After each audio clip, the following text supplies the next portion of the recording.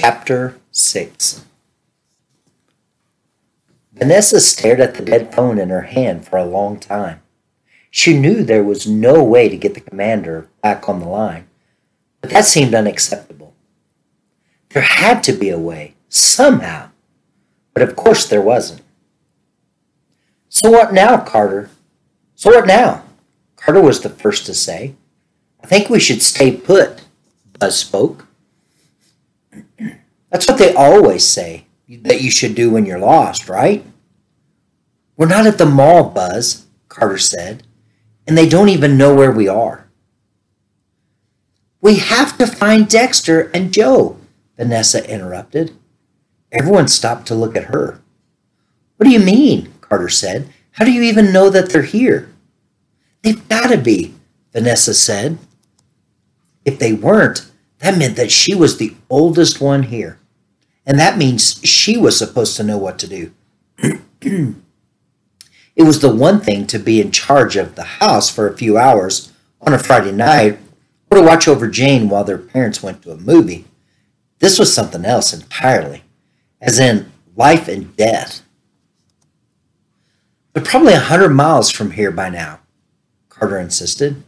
"You didn't see what I saw. That storm blew them away faster than—" Vanessa cut him off with a glare. "We'll find them," she said. She knew he wasn't trying to scare Jane, but Carter did this kind of thing all the time. Talking first, thinking later. Or not thinking at all. She looked at him in the eye, then over at Jane, and back again. Yeah, okay," he said. "You're right. Let's start looking." Jane held up her hand as if they were at school. "I'm thirsty," she said. Like super thirsty." "Well, actually, me too," Carter said. "Me three," Buzz said. He was closest to the galley sink and tried the faucet. Nobody was too surprised when nothing came out. The crash had done a lot of damage to the boat. "There's gotta be water somewhere," Vanessa said. "A tank or something."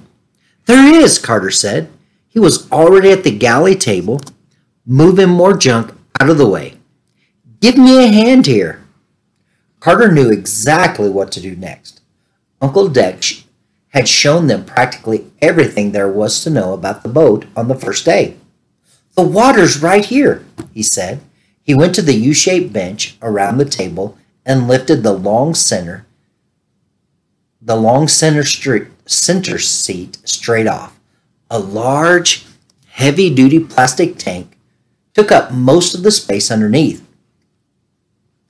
"My brother's a genius," Jane crowed.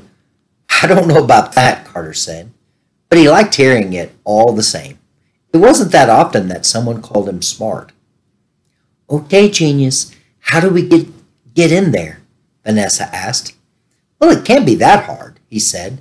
"The tank was meant to be lightweight for sailing. We just need something to cut through that plastic, like a big knife or an axe," Buzz said.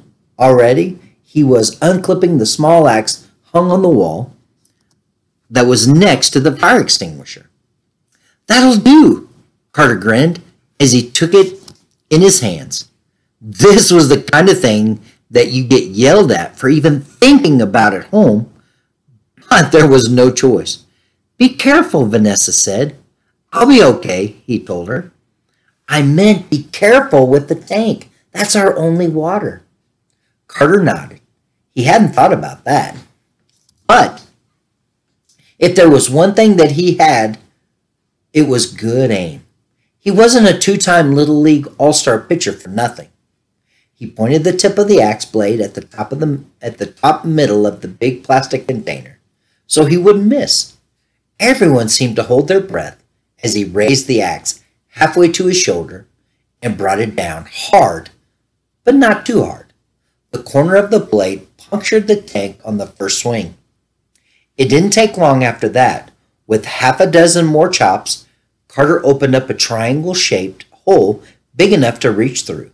Soon they were all dipping cups inside and drinking their fill. Buzz found a dry box of granola bars, too, and they all gobbled those down.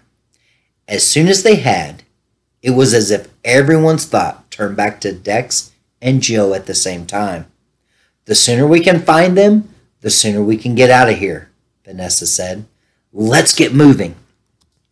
There were no arguments there.